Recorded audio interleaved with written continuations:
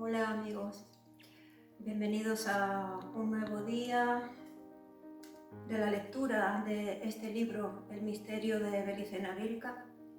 Estamos en el libro 2, estamos ya en la recta final.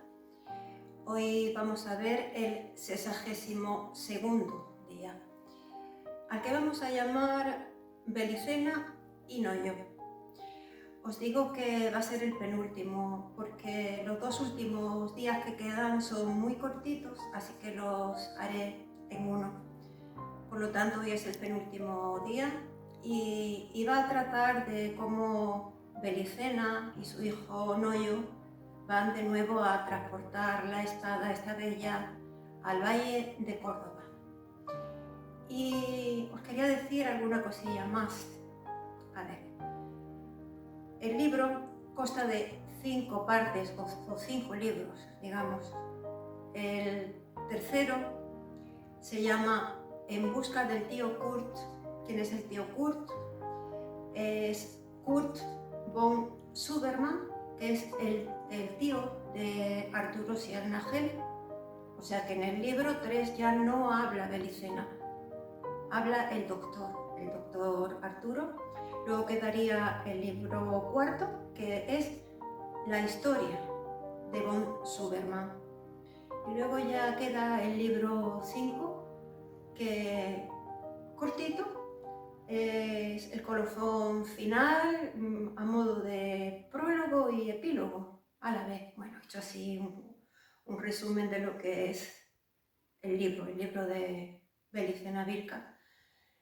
Y mi intención sería empezar a leer fundamentos, porque me parece fundamental, propiamente dicho, da muchas respuestas. Deberíais empezar a leerlo, bueno, os lo sugiero. Yo trataré de llegar, pero por si las circunstancias no lo permiten, porque ya sabéis cómo están las cosas, pues os lo recomiendo. Y bueno, nada más. Ha sido una introducción un poco larguita la de hoy, así que bueno, me dispongo ya a leer la lectura que toca hoy. Así que venga, vamos para allá y os espero.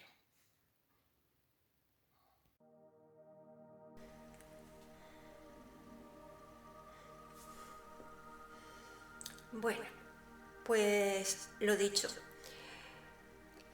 62º día del libro 2, al que hemos llamado Belicena y Noyo. Hablaremos de el traslado de la espada entre los dos. Belicena será la distractora, ya lo adelanto, y Noyo, su hijo, será el que transporte la espada al valle de Córdoba. También se hablará de la situación política de Argentina hacia 1979, así, alrededor de ese año, los años 80. Año muy importante en la historia mundial, pues en esa década la sinarquía adquirió mucha fuerza y se fue introduciendo fuertemente en todas las organizaciones.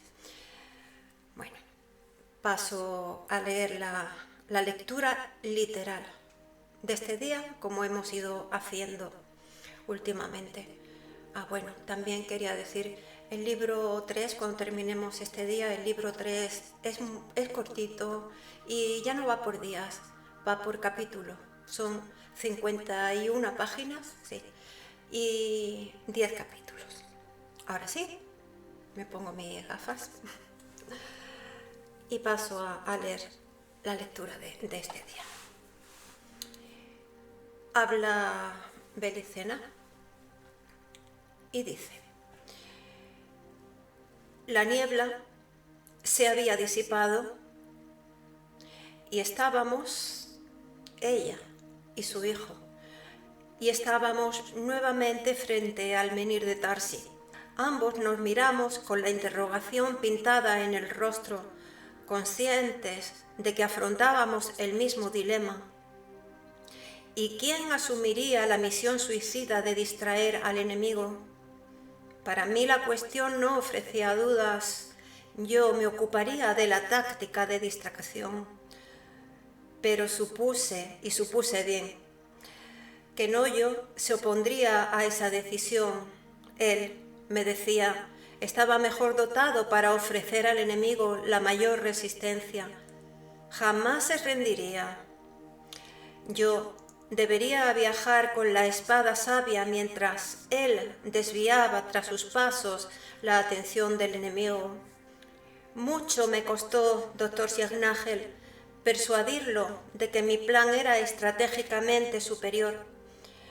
Y lo era porque él mismo no apuntaba solamente a poner a buen recaudo la espada, sino que contemplaba la muy probable posibilidad de que el Señor de la orientación absoluta y su orden de constructores sabios requiriesen también el apoyo de la sabiduría hiperbórea de la casa de Tarsis, especialmente la valiosa experiencia recogida en milenios de luchar contra las potencias de la materia.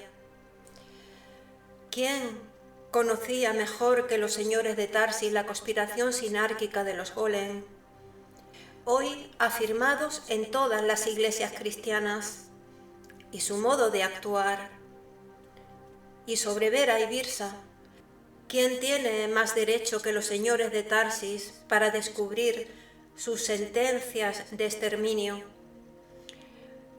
Según mi criterio, que al final se impuso, sería Noyo quien localizaría la caverna secreta y se instalaría en ella como Noyo de la piedra de Venus, manteniendo la custodia hasta el día en que el pontífice hiperbóreo construyese el puente metafísico y un Noyo de su orden de constructores se lanzase por él para conectarse con los dioses liberadores. Puestos de acuerdo sobre quién ejecutaría cada rol, nos abocamos a planificar la estrategia particular que nos permitiría cumplir con las órdenes de los dioses. La estrategia ideal, según convinimos, consistiría en crear un clima caótico en torno a la chacra de Tafí, dando lugar a situaciones lógicamente impredecibles que favoreciesen nuestra operación.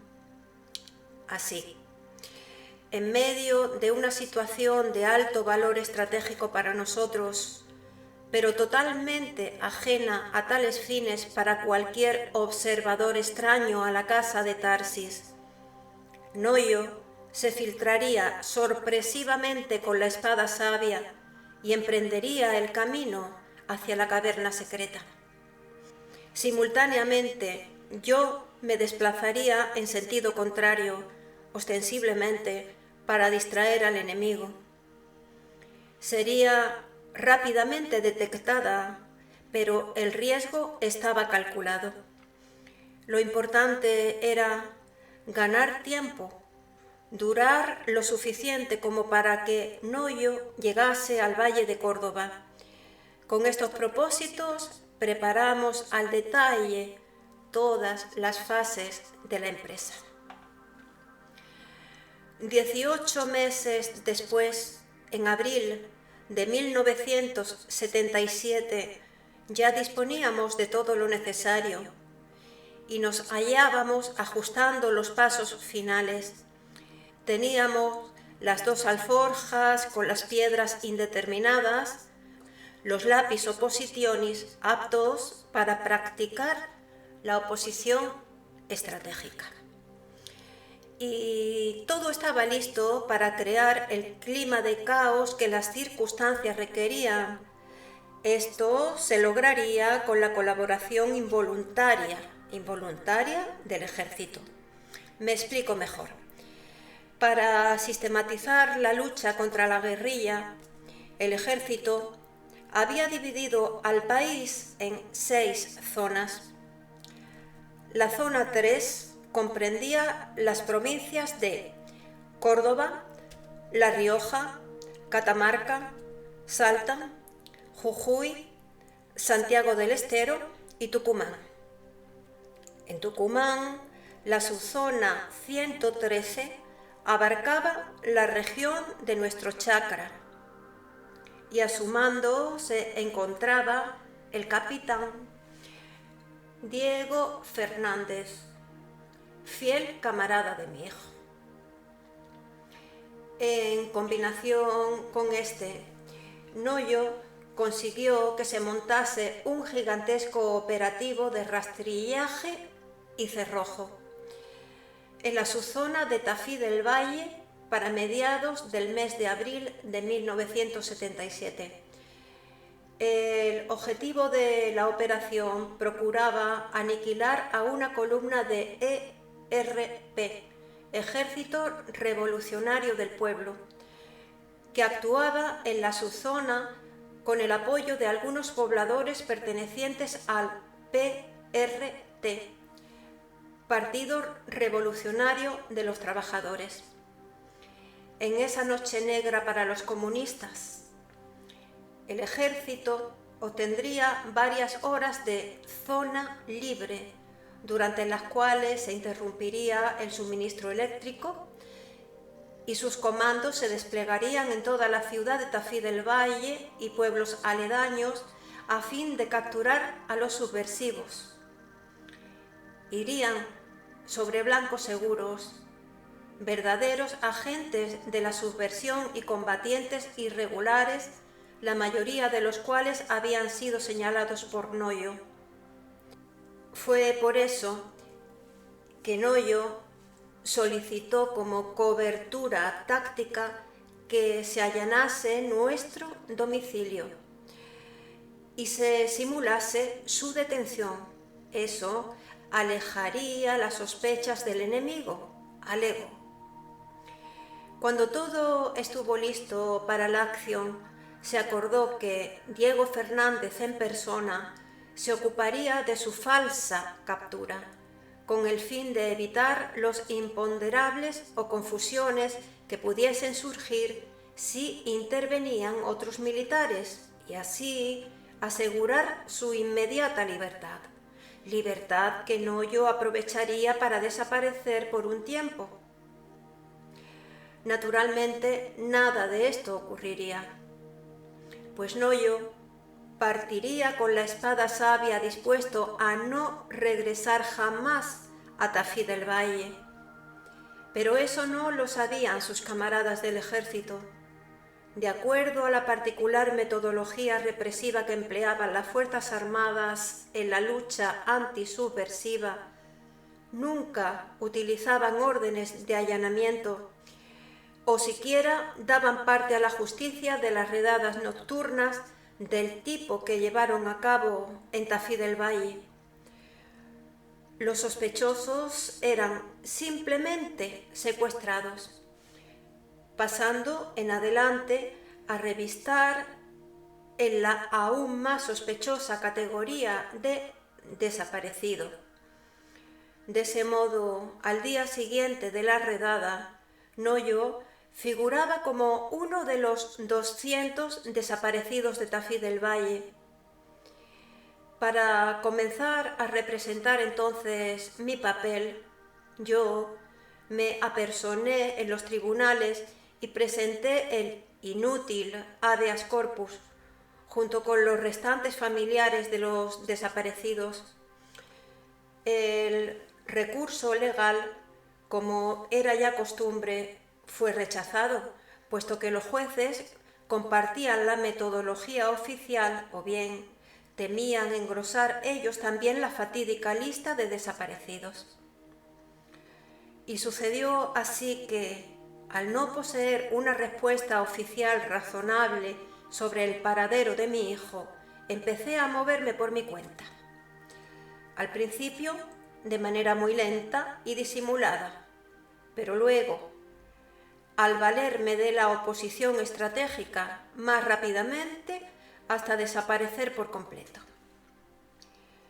Para desesperación del enemigo, que pronto estuvo sobre mi pista, solía esfumarme por completo en determinado sitio y aparecer como por arte de magia en lugares a veces muy distantes. avanzaba y volvía sobre mis pasos, desconcertando permanentemente a quienes me vigilaban. Ora estaba en Jujuy, ora en Tafí del Valle, luego en Bolivia y luego nuevamente en Tucumán, en cuestión de horas. Si es que el tiempo sirve de alguna referencia en la guerra mágica que había emprendido. Además, el enemigo era incapaz de determinar el mundo en el que me hallaba en todo momento. Si tropezaba con un lápiz o posiciones, por ejemplo, podía ocurrir que, al seguir por el camino que supuestamente yo había tomado, se encontrase con un Tafí del Valle en el que jamás había habitado la familia Vilca, o con una Belicena Vilca que nunca se había casado ni tenido hijos, o con un mundo en el que no se libraba la lucha antisubversiva, etc. Pero, no obstante, yo me dejaba detectar nuevamente para atraer al enemigo cada vez con más violencia sobre mí y conseguir el efecto de distracción buscado. A todo esto, Noyo avanzaría tranquilo hacia el Valle de Córdoba. Durante uno de los regresos sorpresivos a Tucumán, Segundo, el indio descendiente del pueblo de la Luna que nos sirve de mayordomo en la chacra, me informó que el capitán Diego Fernández deseaba localizarme antes de partir de la zona 3, puesto que le habían conferido un nuevo destino. Le llamé por teléfono al regimiento y arreglamos una cita en el parque del dique El Cadillal. Así se suscitó el siguiente diálogo. «Buen día, señora», saludó el capitán. «Igualmente», respondí lacónicamente. «Usted y su hijo, mi buen camarada Noyo, me tienen muy preocupado, señora Belicena. ¿Tendría usted que decirme dónde se halla o advertirle a él que se ponga de inmediato en contacto con nosotros? Las cosas han cambiado mucho en estos años y es urgente que él esté al tanto de los acontecimientos». Me encogí de hombros por toda respuesta, dispuesta a no negar ni confirmar nada, pero atenta a la información que pudiese obtener del oficial. Yo también me encontraba en operaciones, ejecutando una maniobra tremendamente peligrosa de una guerra esencial que aquel soldado no podía ni soñar.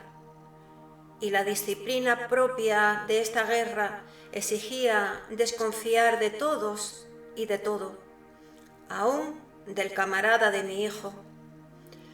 Todos los hombres no iniciados podrían ser traicionados por su alma, dominados anímicamente y convertidos en un instrumento del demiurgo Jehová Satanás.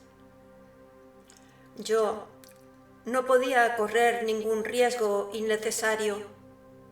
Sin embargo, doctor Signagel, viendo las cosas a la distancia, puedo asegurarle hoy que el capitán Diego Fernández era sincero en cuanto decía, y que Noyo no se había equivocado al confiar en él.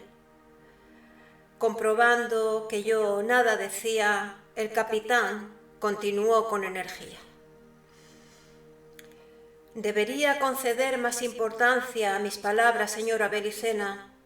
Creo que está usted informada de que la desaparición de su hijo fue disimulada. Yo conduje al grupo de tareas que allanó su chacra y lo llevó detenido, y yo fui quien le permitió huir pocas horas después. Él era uno de nuestros agentes secretos, además de oficial del ejército en retiro, y el caso quedó bien documentado en el área de inteligencia. Existe mi informe al comandante G2 sobre lo ocurrido esa noche y además están los documentos previos a la operación, donde consta que Noyo era uno de los nuestros. La desaparición era necesaria para brindar cobertura táctica a su posición, pero no había por qué exagerar las cosas prolongando innecesariamente la ausencia. Señora Belicena, él ya debería haber regresado hace bastante tiempo o comunicado con nosotros. No le ocultaré que ahora su situación se ha complicado de manera increíble. Usted misma, señora Belicena, está corriendo peligro mortal con su asombrosa decisión de iniciar una búsqueda personal de su hijo desaparecido. No comprende que con tal actitud se coloca en el bando de los subversivos, que puede ser señalada abiertamente como tal.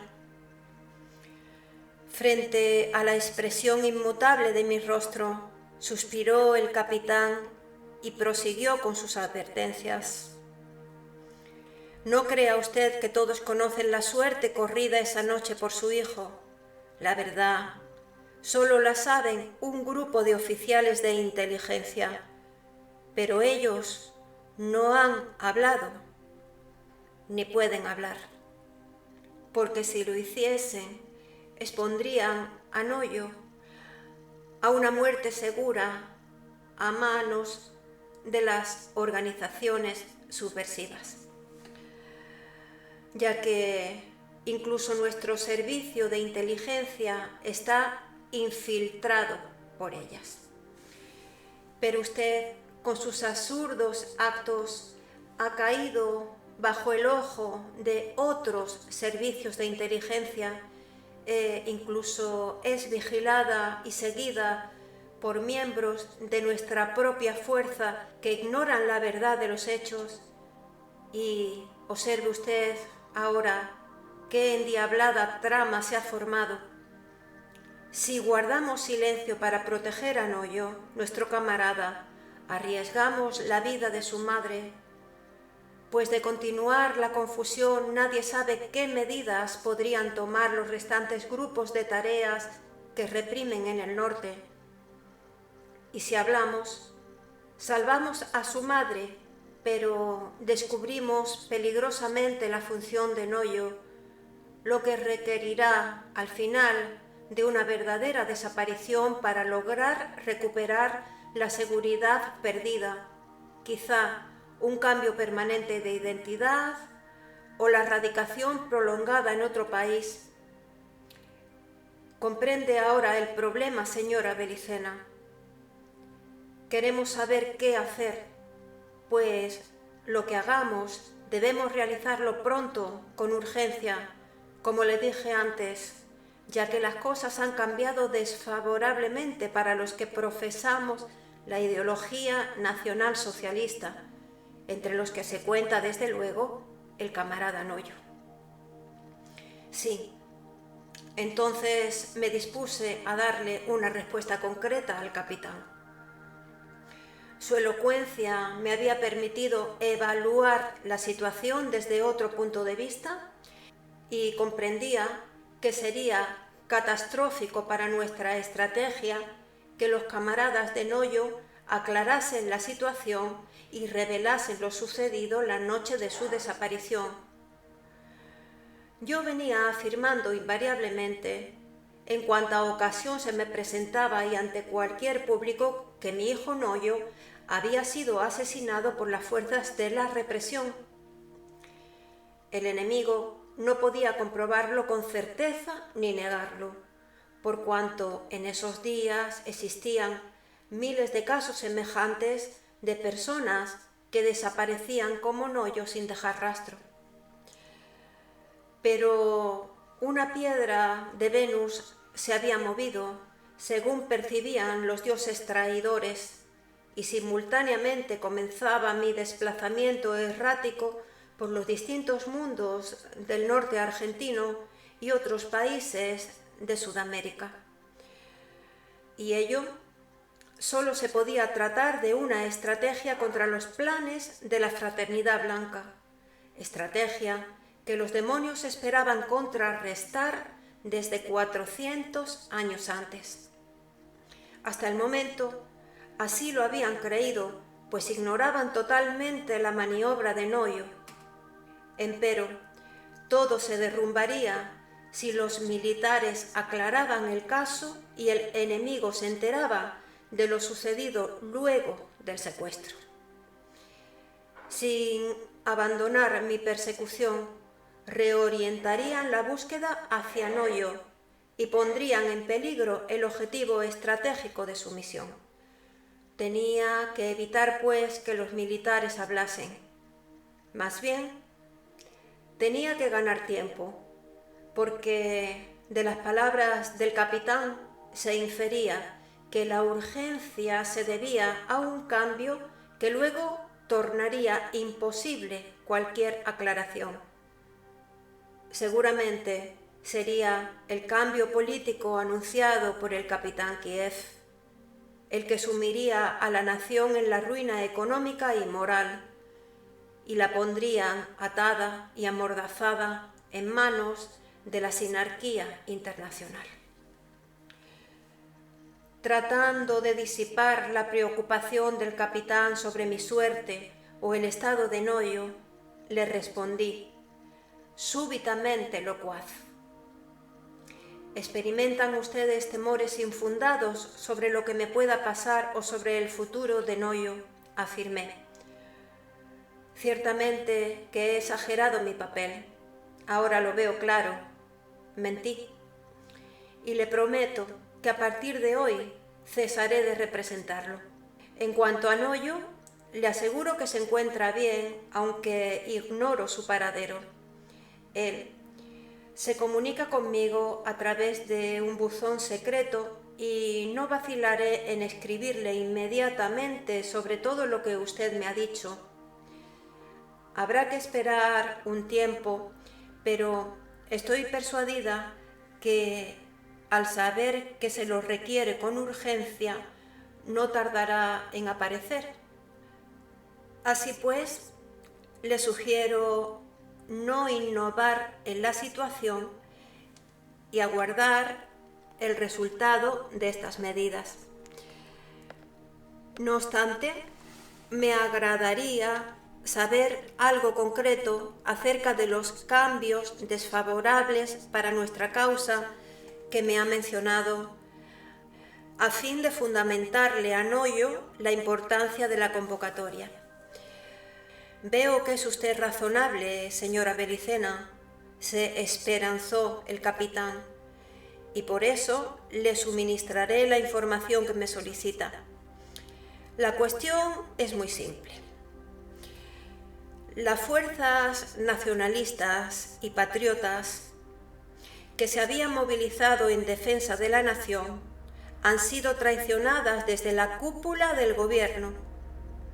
Los jefes máximos de las Fuerzas Armadas han pactado con las organizaciones ocultas partidarias del gobierno mundial y han decidido entregar el país para un saqueo financiero que destruirá las bases económicas de la sociedad.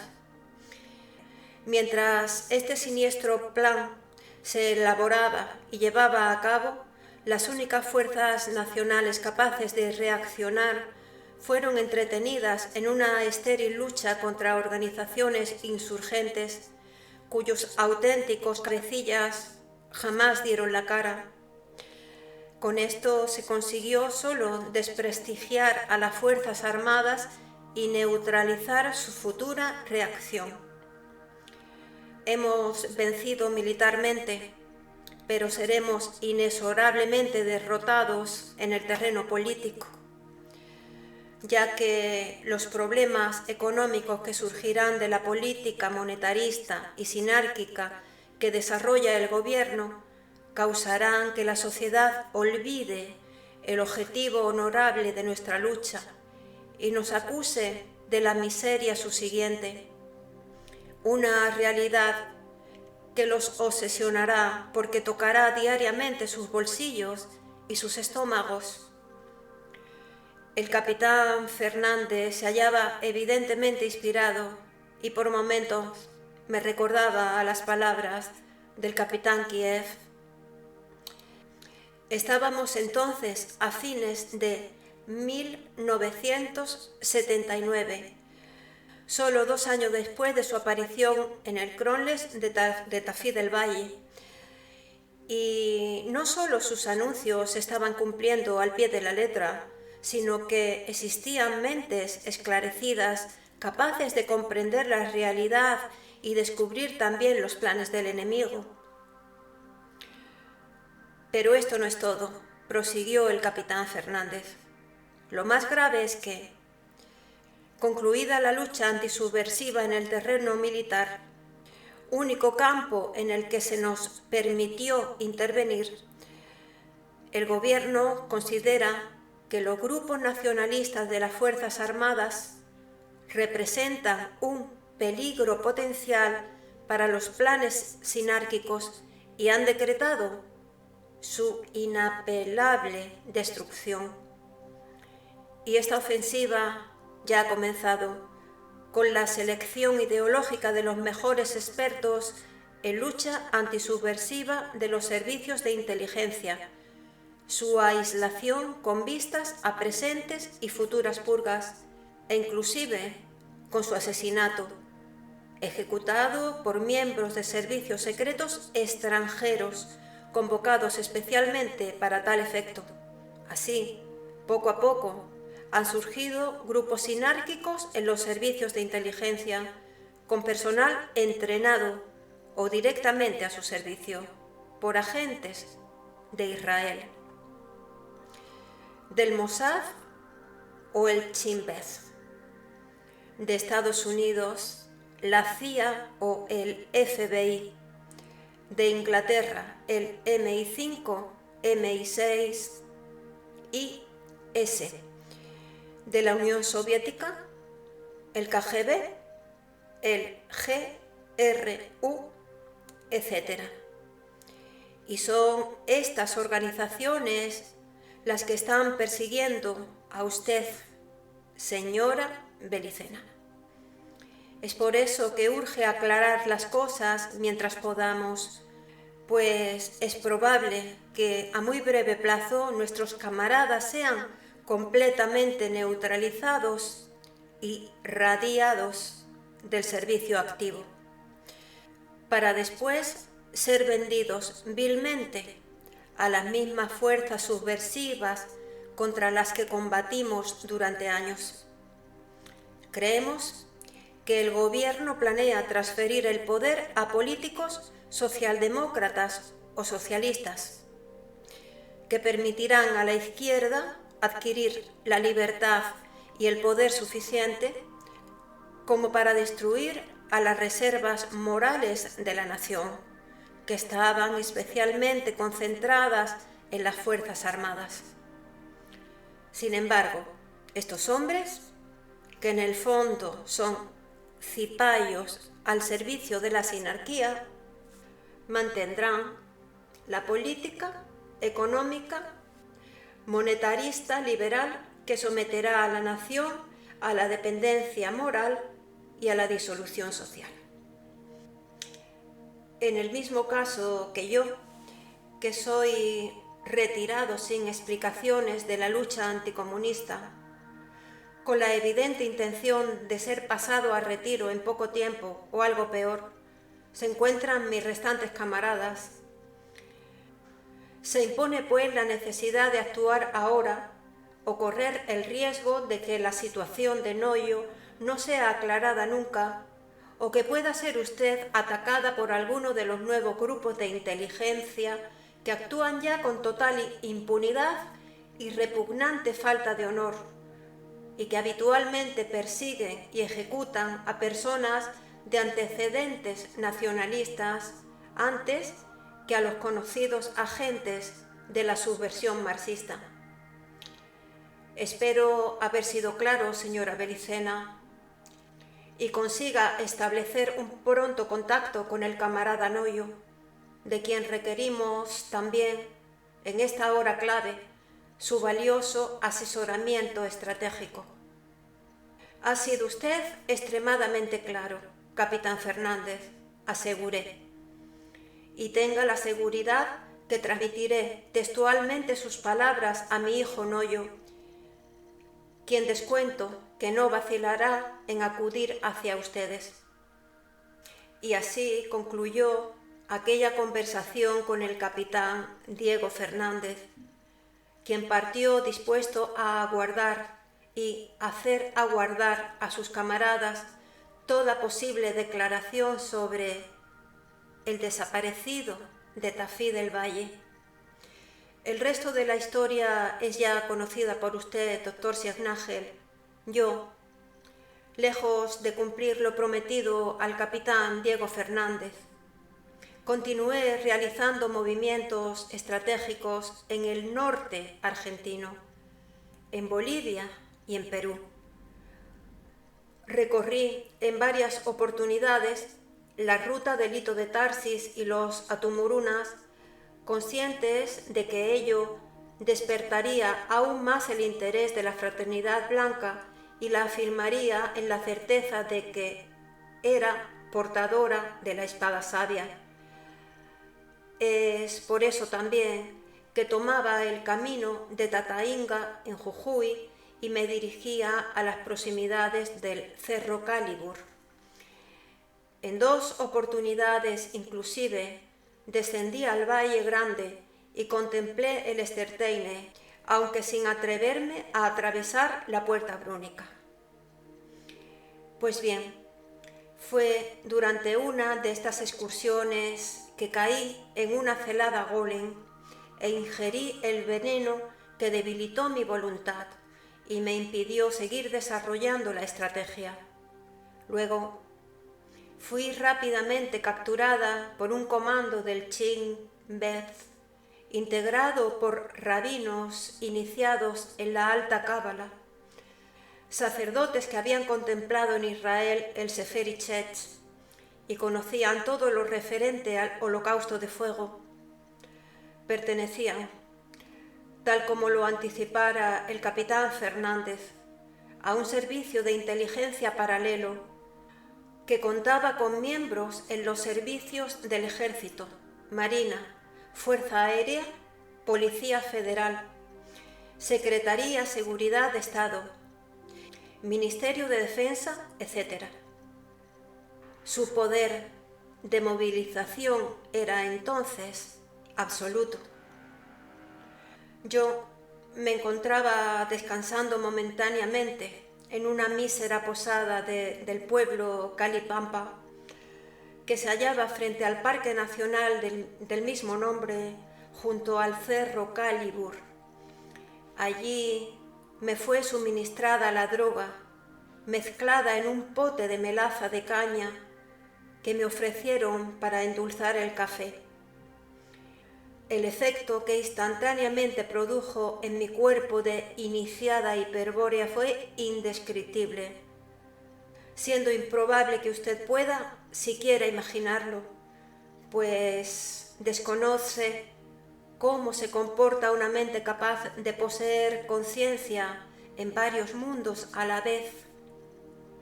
Lo más que le diré es que la droga, una forma perfecta de miel arquetípica de abejas, produjo un acelerado proceso de fortalecimiento anímico, una formidable inyección de energía para la voluntad instintiva del alma, que en los iniciados hiperbóreos se halla habitualmente dominada por la irresistible voluntad del espíritu increado. Y esa evolución súbita del alma causó como una degradación sanguínea, como un debilitamiento del signo del origen presente en la sangre pura, y como una actualización del cuerpo físico que perdió así su capacidad de moverse independientemente del tiempo y sincronizó todos sus relojes biológicos con el tiempo de este mundo. Quedé pues presa del contexto cultural, sujeta a la realidad del pueblito de Jujuy. Naturalmente intenté huir de todos modos. Los lápiz opositionis ya no me servían porque había perdido la orientación externa hacia el origen y me resultaba imposible practicar la oposición estratégica. Pero no llegué muy lejos. Antes de salir de la provincia ya estaba en manos de los agentes del Chimbez. Estos me condujeron al monasterio franciscano de Nuestra Señora del Milagro, en Salvador de Jujuy, donde la mayoría de los curas parecían estar bajo sus órdenes. En una sórdida mazmorra de los tiempos de la colonia, fui sometida a un refinado interrogatorio, durante el cual se me administraron diferentes tipos de drogas. Las preguntas eran pocas y exactas, siempre las mismas. ¿Dónde estaba la piedra extraterrestre? ¿Qué había pasado con mi hijo Noyo? ¿Hacia dónde me dirigía? ¿Cuáles eran mis órdenes? ¿Tenía algún contacto terrestre, un iniciado que compartiera la operación u obraba por mi cuenta? Abreviando, doctor Signagel, creo que acabé por confesar casi todo. Imposibilitada de resistir el efecto de las drogas que me impedían hasta la representación del signo de la muerte, con lo que hubiese podido en otra ocasión haber desencarnado allí mismo. De todos modos, Noyo ya estaba a salvo en la caverna secreta. Eso lo presentía desde hacía tiempo y había recibido señales confirmadoras de los dioses. Yo caía, pero la estrategia triunfaba. La orden del Señor de la Guerra se había cumplido impecablemente y nada de parte de la casa de Tarsis impediría la batalla final. Solo faltaba ahora que el pontífice hiperbóreo, el Señor de la orientación absoluta y su orden de constructores sabios hallasen la espada sabia, y eso quedaba totalmente fuera de nuestras manos. Y ya, para ir terminando, como comprenderá, estas reflexiones pertenecen al presente, en aquel terrible momento cuando mi voluntad resultaba impotente para dominar la lengua. Una angustia inenarrable me embargaba. Estaba siendo humillada en mi dignidad de iniciada hiperbórea, y sentía como una traición, como una falta de honor imperdonable, la involuntaria confesión que me estaban arrancando. A pesar de que la posibilidad de que aquel final ya fuera contemplado por nosotros. Pero en esos momentos yo solo quería morir. A pesar de que los malditos rabinos nada deseaban más que conservarme con vida. Apenas si fui torturada físicamente, pues toda su acción se concentró en doblegar y destruir mi estructura psíquica. No iban a matarme. Y esto me lo dijeron claramente, porque mi cuerpo era intocable, como el de Rudolf Hess. Sí, doctor Signagel, yo estaba reservada para un sacrificio ritual que efectuarían Vera y Birsa en persona. Ya damos por finalizado o finalizada la lectura literal de este día. Faltan 2 días más, el 63º y 4º pero ya dije, son muy cortitos, así que lo haré en uno. El próximo día será el último día en el que vamos a hablar de este libro, del libro 2. Que el próximo día vamos a terminar ya con el libro 2. Y para el siguiente empezaremos con el libro 3, en el que ya habla Arturo Siegnager. Es decir, el próximo día termina la carta de Belicena Vilcar. Unas últimas palabras de aliento, de ánimo, como siempre. Os diré lo que yo me digo a mí misma, que hay días en que ni siquiera se nos apetece levantarnos de la cama, porque lo que estamos viviendo ya todos lo sabemos. Los tiempos son difíciles, no vamos a engañarnos. Son tiempos complicados, pero aquí resiste el fuerte. Y tenemos que ser fuertes, tenemos que formar un bloque, cada uno tenemos que poner nuestro granito de arena, levantándonos una y otra vez. Tenemos que formar una montaña, tenemos que formar un muro estratégico por lo que pueda venir, porque ya estamos leyendo, estamos en la batalla final.